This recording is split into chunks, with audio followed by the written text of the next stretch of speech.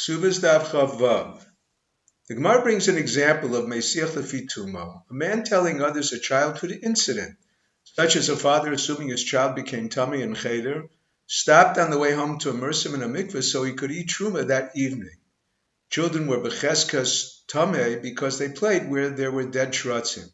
Rabbi Akiva added that his friends avoided contaminating his truma and referred to him as the challah eater. According to the Ritva, based on the story, Rabbi elevated him to eat truma d'Rabbanan. According to the Ramban, he permitted him even Netzias Kapayim.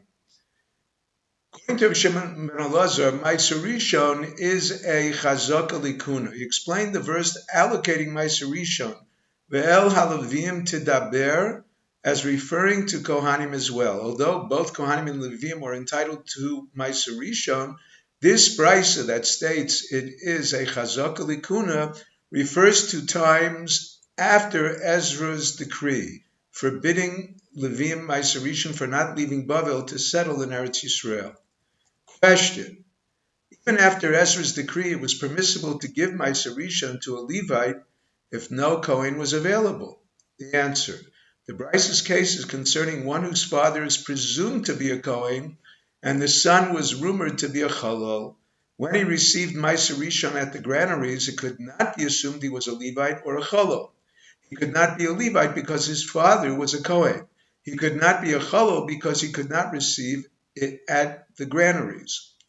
Having the status of a Yisrael, according to Rabbi Meir, he could not consume Ma'aser Rishon because it is prohibited to a Yisrael.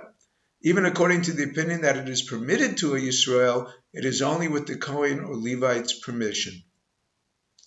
The Brisa also teaches that one who received Truma from the granaries, whose distribution was under the auspices of the court, is not presumed to be a Kohen. Question: if it is not a presumption when the distribution is under the auspices of the court, then when? The answer: the Gemara explains the Brisa as referring to a Kohen's estate being divided in court between sons from different mothers, one son suspect of being a Chalal. Although he receives his share of Truma, it does not prove he is a Kohen. A Chalal is not entitled to eat Truma, but he can sell it to another Kohen. The Gemara explains the dispute in our Mishnah between Rabbi Elazar and Rabbi Gamliel. They both hold one witness suffices to presume one is a Kohen unless challenged by two. Our case is where one testified that he was a Kohen, the result being the court elevated him to the status of a Kohen. However, this witness was followed by two other witnesses who testified he was a Chalal, so the court demoted him only to be followed by another witness who testified that he was a kosher Kohen. Generally, the court combined separate testimonies, making two pairs of Eidei Hakchasha, supporting the original chazak established by the first witness. However, in this case, Rabbi Elazar is concerned for Zilusa de Beidina. The court will be disgraced by promoting him again. Rabbi Shimon Gamliel is not concerned about this. Rav Ashi explains their dispute as to whether two witnesses can combine when they did not testify as a unit, but not with Zelusa de Beidina. Otherwise, even two witnesses after the error of two could not change the Kohen's status. Mishnah: a woman imprisoned by Gentiles because she owes them money is permitted to her husband. According to most Rishonim, even if he is a Kohen, there is no concern she was violated for fear of forfeiture. However, if sentenced to death for a capital crime, she is prohibited.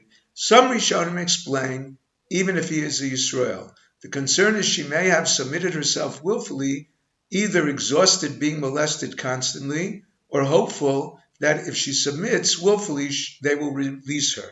Other Rishonim explain the Mishnah to refer only to a husband who is a Kohen, whose wife is prohibited even if violated.